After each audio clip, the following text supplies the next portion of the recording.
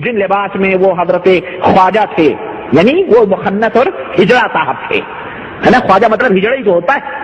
آپ دیکھیں ڈکشنری کی کتاب فیروز اللغات میں خواجہ کے معنی ہجڑا بتایا ہوا ہے. اب مختلف قوموں میں مختلف معنی ہیں بہرحال، لیکن ہمارے یہاں خواجہ ہجڑوں ہی کو کہا جاتا ہے.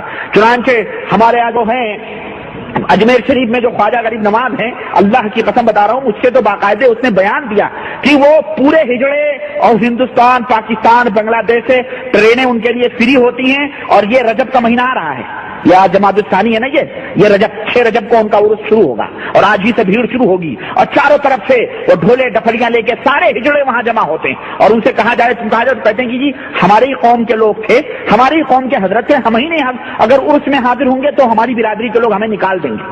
ہمارے یہاں بامبے بھیونڈی میں ایک ہجڑا تھا، وہ یہ بتاتا تھا کہ وہ ہمارے ہی برادری کے تھے. یہ ہجڑے اپنی برادری کے حضرت خواجہ صاحب کو مانتے ہیں، اللہ کی قسم. اس لیے آپ دیکھیں جتنے ہجڑے ہوں گے آپ کو وہاں ملیں گے. اور ٹرین ان کے لیے فری، ان کے لیے نہ ٹکٹ ہے کچھ بھی نہیں ہے، صاحب فری. کیونکہ مردوں کا ڈبہ الگ ہوتا ہے، عورتوں کا ڈبہ الگ ہوتا ہے، ان کا تو کوئی ڈبہ ہی نہیں ہوتا، یہ تو بے ڈبے کے ہوتے ہے نا. تو اس کے لیے کہتے ہیں کہ ہمیں کوئی ڈبہ بتاؤ، ہمارا تو کوئی ڈبہ ہی نہیں تو ٹکٹ دو تو ڈبہ دو، ڈبہ تو ہے ہی نہیں تو پھر ٹکٹ کہاں.